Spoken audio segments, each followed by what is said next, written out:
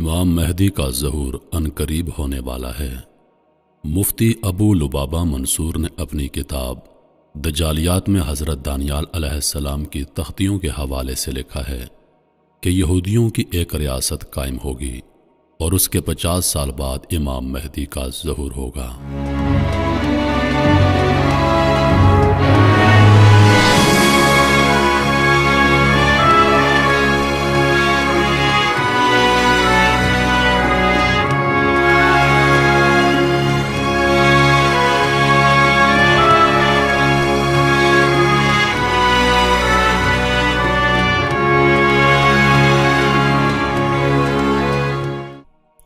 ظاہر سی بات ہے کہ 1946 اور 1947 میں اسرائیل کی بنیاد ڈالی تو گئی، لیکن 1973 میں جا کر اقوام متحدہ نے ملک کی حیثیت سے تسلیم کیا اور اس کے جھنڈے کو بھی تسلیم کیا، تو حقیقی بنیاد ملک اور ریاست کی حیثیت سے 1973 میں سمجھی جائے گی۔ اس لحاظ سے 2023 میں 50 سال پورے ہوتے ہیں، لہٰذا ممکن ہے کہ 2024 میں امام مہدی کا ظہور ہو۔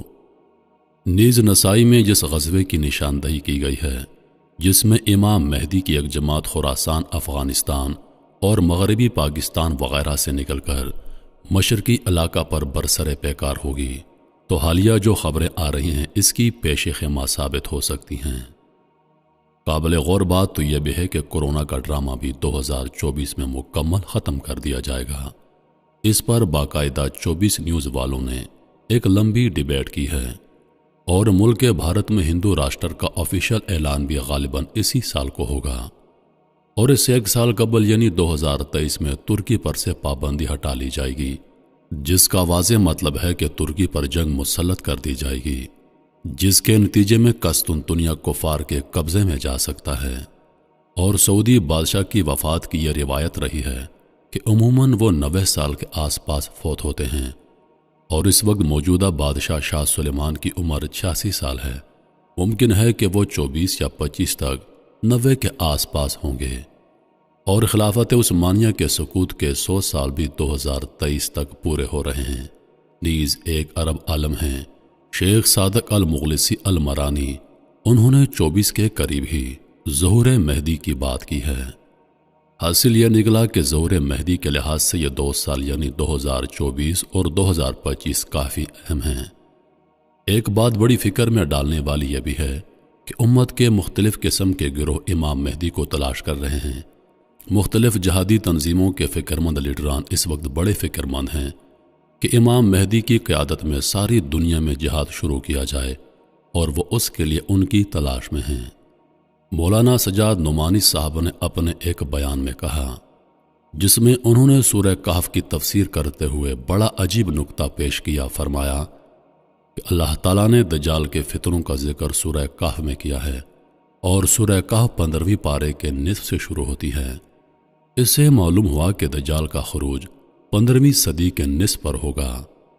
آگے فرمایا 16واں پارہ شروع ہوتے ہی دجال کا ذکر ختم ہو جاتا ہے، جس سے معلوم ہوا کہ 16ویں صدی سے قبل ہی یہ فتنہ ختم ہو جائے گا۔ مزید یہ بھی فرمایا کہ اللہ تعالیٰ نے دجال کے ذکر سے پہلے بنی اسرائیل کا ذکر کیا ہے، جس سے معلوم ہوتا ہے کہ یہ لوگ اس سے پہلے کافی چرچے میں ہوں گے، یعنی انہیں خروج ملے گا۔ اب ہم حضرت کی ان باتوں پر غور کرتے ہیں تو اس سے بھی یہی اندازہ نکل کر سامنے آتا ہے کہ چونکہ دجال کے 15ویں صدی کے آدھے میں آنے کا امکان ہے، اور حضرت مہدی اس سے تقریباً 5-6 سال پہلے آئیں گے، اور اس وقت 1443 ہجری چل رہی ہے۔ 5-6 سال قبل مطلب 45-46 ہجری، جو انگریزی سال کے حساب سے 2024 اور 2025 بنتے ہیں۔ امام مہدی کے ظہور کے بہت بعد ممکن ہے کہ 2025 کے بعد امام مہدی کی قیادت میں تیسری عالمی اسلامی جنگ ہو۔ بہرحال آپ جس طرح بھی غور کریں گے، یہی 2 سال سامنے آئیں گے۔ معلوم ہوا کہ یہ 2 سال امت مسلمہ کے لیے بڑی اہمیت کے حامل ہیں۔ اللہ تبارک و تعالی امت مسلمہ کی دجالی فتنوں اور سازشوں سے حفاظت فرمائے، آمین۔ ناظرین، تیسری عالمی جنگ، امام مہدی کے ظہور اور دجال کی آمد کے کچھ نکات ہیں، کچھ نشانیاں ہیں۔ نمبر 1، پہلے سیاہ جھنڈے نکلیں گے۔ نمبر 2، پھر غزوہ ہند ہوگی۔ نمبر 4 پھر ہندوستان میں دین کے بدخواہ لوگوں کا قتل عام ہوگا، جیسے گستاخ اور لانتی قادیانی وغیرہ۔ نمبر 5 پھر تیسری جنگ عظیم شروع ہوگی۔ نمبر 6 پھر قسطنطنیہ مسلمانوں کے ہاتھوں سے نکل جائے گا۔ نمبر 7 پھر سفیانی کا ظہور ہوگا۔ نمبر 8 پھر حضرت امام مہدی علیہ السلام کا ظہور ہوگا۔ نمبر 9 پھر سفیانی کا لشکر حضرت امام مہدی سے لڑنے چلے گا تو مکہ مدینہ کے درمیان مقام بیضا پر زمین میں دھنسا دیا جائے گا۔ نمبر 10 پھر بنو کلب کا لشکر امام مہدی کے ہاتھوں شکست کھائے گا۔ پھر مشرق سے سیاہ جھنڈے عرب کی طرف طوفان بن کر اٹھیں گے۔ عرب کو بچانے کے لیے ساری یہودی نیوی میدان میں آئے گی اور سیاہ جھنڈوں کے ہاتھوں بری طرح تباہ ہوگی۔ نمبر 5 پھر حجاز مقدس کا محاصرہ توڑنے کے لیے خلیج فارس کے نزدیک سیاہ جھنڈے دجالیوں سے بڑا زبردست مارکا لڑیں گے اور محاصرہ توڑ دیں گے۔ نمبر 13 پھر یہ لشکر امام مہدی علیہ السلام کی بیعت کے لیے آگے بڑھے گا اور رستے میں نجد شہر ان کی طوفانی یلغار کی لپیٹ میں آ جائے گا۔ نمبر 14 پھر یہ لشکر امام مہدی علیہ السلام کے ہاتھ پر بیعت کرے گا۔ نمبر 15 پھر یہ عربوں سے خزانہ طلب کریں گے، وہ دینے سے انکار کریں گے۔ پھر یہ سیاہ جھنڈے والوں کے ہاتھوں بری طرح قتل ہوں گے۔ ان کے قتل عام کے دوران سیاہ جھنڈے عرب کی ریت کو عربوں کے خون سے ترک کر دیں گے۔ اس خوفناک قتل عام کا ذکر احادیث مبارکہ میں بھی ملتا ہے۔ یہی وجہ ہوگی کہ عرب بہت کم رہ جائیں گے۔ پھر عرب بھاگ کر مکہ اور مدینہ میں پناہ لیں گے اور اپنی جان بخشی کے لیے خزانہ دینا چاہیں گے، لیکن سیاہ جھنڈے لینے سے انکار کر دیں گے۔ پھر سیاہ جھنڈوں کی اگلی یلغار کا نشانہ مصر بنے گا، جس کا ذکر احادیث میں ملتا ہے۔ پھر ایران کی باری آئے گی، لیکن ایران اطاعت قبول کر کے جان بچائے گا۔ پھر رومی اپنے وہ لوگ جو اسلام قبول کر چکے ہوں گے واپس مانگیں گے۔ نہ دینے پر رومیوں کے 80 جھنڈے سیاہ جھنڈوں سے لڑنے کے لیے نکلیں گے۔ ہر جھنڈے تلے 60,000 رومی ہوں گے۔ ان کی اتنی تعداد دیکھ کر سیاہ جھنڈوں میں سے 1/3 بھاگ جائیں گے، جن کی توبہ اللہ تعالیٰ قبول نہ کرے گا۔ پہلے دن مسلمان ایک جماعت کو لڑنے بھیجیں گے، ساری جماعت شام تک شہید ہو جائے گی۔ پھر چوتھے دن تمام اہل اسلام جو کہ سیاہ جھنڈے والے ہی ہوں گے مل کر رومیوں پر حملہ آور ہوں گے۔ پھر وہ ایسی جنگ کریں گے کہ تاریخی انسانی میں پہلے کسی قوم نے ایسی جنگ نہ کی ہوگی، یا پھر فرمایا کہ وہ ایسی جنگ ہوگی کہ پہلے کبھی نہ لڑی گئی ہوگی۔ پھر اللہ تعالیٰ رومیوں پر شکست مسلط کر دے گا۔ پھر مسلمان یعنی سیاہ جھنڈے ان کا قتل عام کریں گے، یہاں تک کہ رومیوں کی لاشوں کے پہلو سے پرندہ اڑے گا، وہ مر کر گرے گا لیکن لاشوں کے سمندر کو پار نہ کر سکے گا، اور مر کر گرے گا بھی تو ایک لاش پر۔ اس جنگ کے بعد آدھے سے زیادہ لشکر آرمینیا کی طرف جائے گا۔ سیاہ جھنڈے آرمینیا پر آندھی طوفان اور بلا بن کر نازل ہوں گے، اور آرمینیا کو وہ تباہی دیکھنی پڑے گی جس کے سامنے بابل اور نینوا اور بغداد کے قصے بھی کم ہیں۔ اس کا ذکر احادیث مبارکہ میں ملے گا۔ لشکر وہاں سے ہوتا ہوا امام مہدی سے مل کر قسطنطنیہ کا محاصرہ کرے گا۔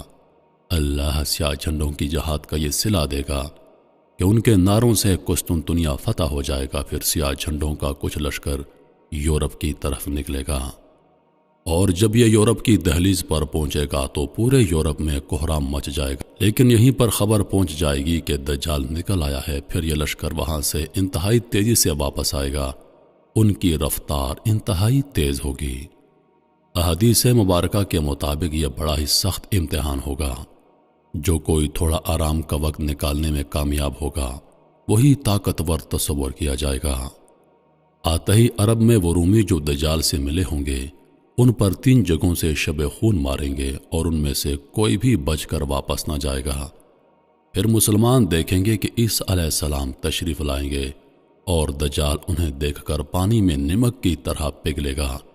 پھر وہ وہاں سے بھاگے گا اور مقام لت پر حضرت عیسیٰ علیہ السلام کے ہاتھوں قتل ہوگا۔ پھر یہودیوں کا سیاہ جھنڈے والے قتل عام کریں گے۔ یہی وقت ہوگا جب مومنین مشرق سے لے کر مغرب تک فتوحات کے جھنڈے لہرا رہے ہوں گے، اور اللہ نے سورہ بنی اسرائیل میں جو وعدہ فرمایا تھا وہ پورا ہوگا۔ یعنی کفر و سرکشی کرنے والی کوئی بھی بستی ایسی نہیں جسے ہم روز قیامت سے قبل ہی تباہ و برباد نہ کر دیں۔ پھر عیسیٰ علیہ السلام کو حکم ہوگا کہ کوہ طور پر جا کر قلعہ بند ہو جائیں۔ یاجوج ماجوج نکل کر فتنہ عظیم پھیلائیں گے۔ اللہ تعالیٰ ان پر اپنا قہر نازل کرے گا اور ان پر نفع نامی کیڑا لگ جائے گا اور وہ ہلاک ہوں گے۔ پھر 7 سال تک مسلمان امن و امان سے رہیں گے۔ امن اتنا زیادہ ہوگا کہ بچہ شیر کو بھگا دے گا۔ جہاد ختم ہو جائے گا، تلواریں درانتیاں بن جائیں گی، شیطانیت تباہ ہو جائے گی اور شیطان کو جو قیامت تک کی مہلت دی تھی ختم ہوگی۔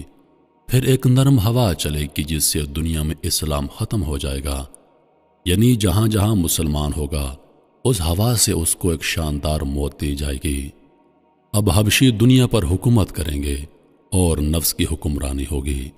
پھر قیامت مرحلہ وار شروع ہوگی اور تمہارے رب کے وعدے کا وقت آ جائے گا۔ فتنہ دجال بہت سخت ہوگا، اس سے حفاظت کے لیے ہر جمعہ کے روز سورہ کہف کی تلاوت لازمی کریں۔ گزارش ہے کہ اس قیمتی معلومات کو اپنے تک محدود نہ رکھیں۔ قیامت کب آئے گی کوئی پتہ نہیں، تو کیا آپ نے اس کی تیاری کر لی ہے؟